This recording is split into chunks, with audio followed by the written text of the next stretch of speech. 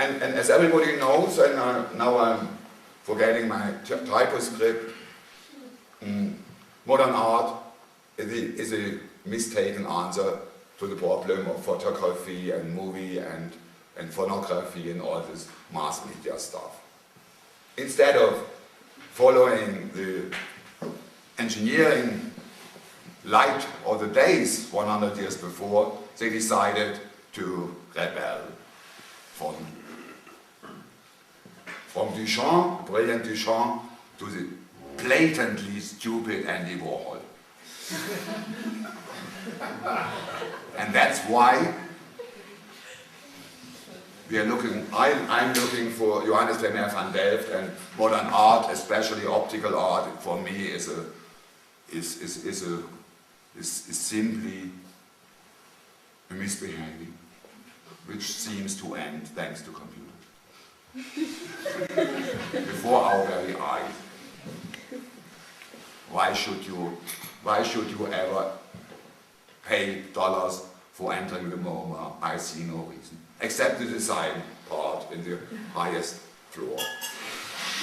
Jaguars and brown design, but will stay a longer time than Picasso.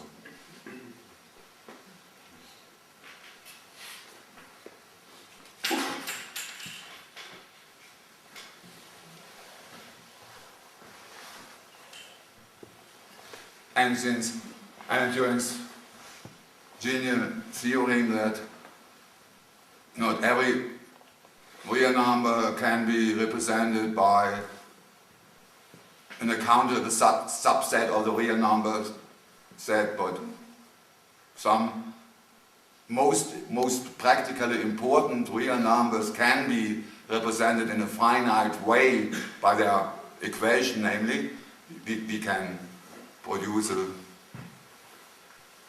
infinite sum formula for E or for pi, and we can do many things. Since then, all this immense flow of modern media in their analogous glamour can be reduced to the two numbers 0 and 1. And all algorithmic, and we can digitalize paintings and movies and symphonies and pop songs and the weather from yesterday and tomorrow and tsunamis and what else. And now I come back to my written German text in order not to improvise anymore.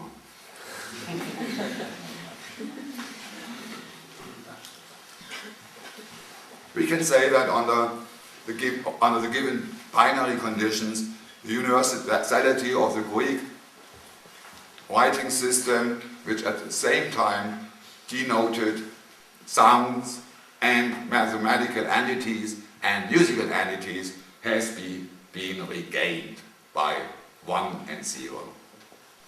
That is tantamount to say that everything which is beautiful can be encoded, and nothing that is much too ugly can be.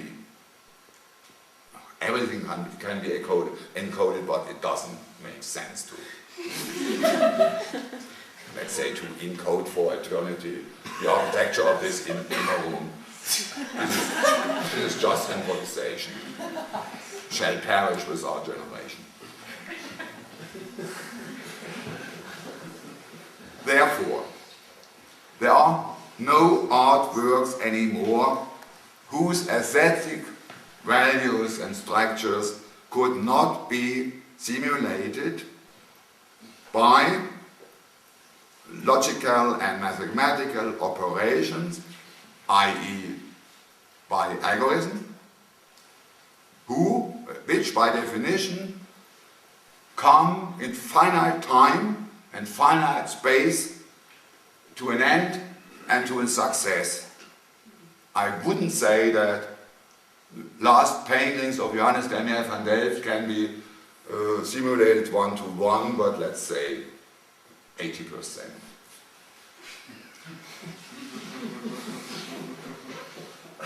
And it is much more, and still more important, perspective drawing and three-dimensional perspective animation are nowadays not just given us by expensive and buggy software, as we had.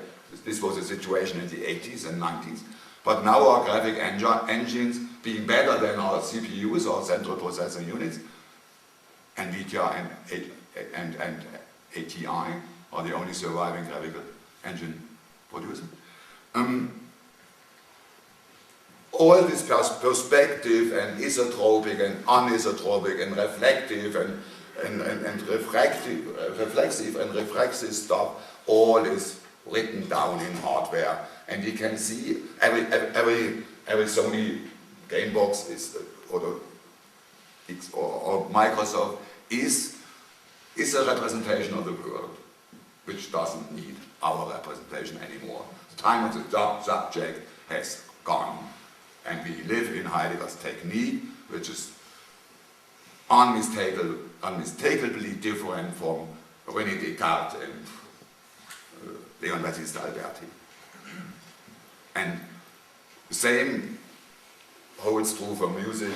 You can play without, you just need an audio engine at the output of your computer, and you can tune your virtual guitar in Pythagorean pureness or in Simon-Stevian impureness. You can do everything, and you don't do it often enough. And there's this otherwise not so important internet, which delivers or frees every work that has been done in the history of Europe and not Western culture in digital form, without memorizing the author anymore. Whether this is good or bad, it's up to us to decide every day, every night.